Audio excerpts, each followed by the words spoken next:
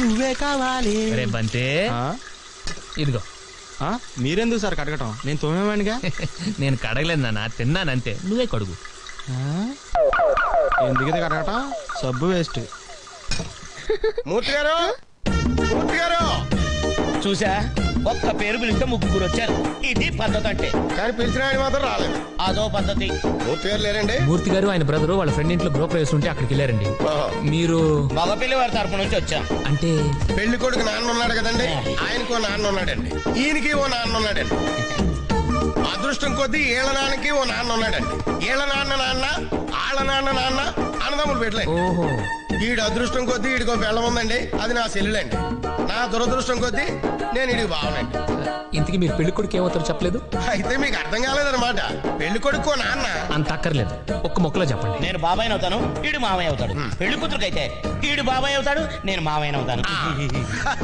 ఈయన బాబాయ్ గారు, ఆయన మామయ్య గారు. పిల్ల మరి కొరస అయిపోద్దేమో. దానిలో ఆడికేం నచ్చిందో మనకేం తెలుసు. ఏం చదువుతున్నావు అమ్మా? 9th class. పెళ్ళైతే చదువు మానేస్తావా? దానికి పెళ్ళైతే నేనెందుకు మానేడు? ఏమండి, పెళ్లి కూతురు ఏ అమ్మాయి అండి? ఆ అమ్మాయి కాదు. అచ్చం మాధురి దీక్షితులాగా ఉన్నావమ్మా.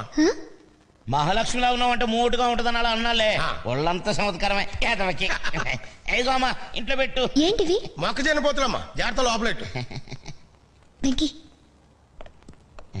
ఏట్రా అందరూ వెళ్ళిపోయారు? పద్ధతే. పెద్దోళ్ళం మనం మాట్లాడుకుంటుంటే మధ్యలో ఎందుకని.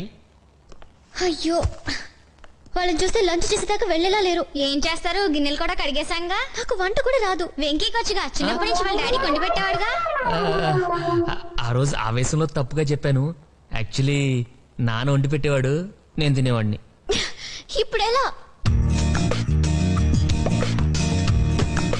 మీరు తప్పకుండా చెప్తా. ఇంత డ్రింక్ తాగాక మనిషి అన్నవాడు ఎవ్వడు భోంచేయలేదు.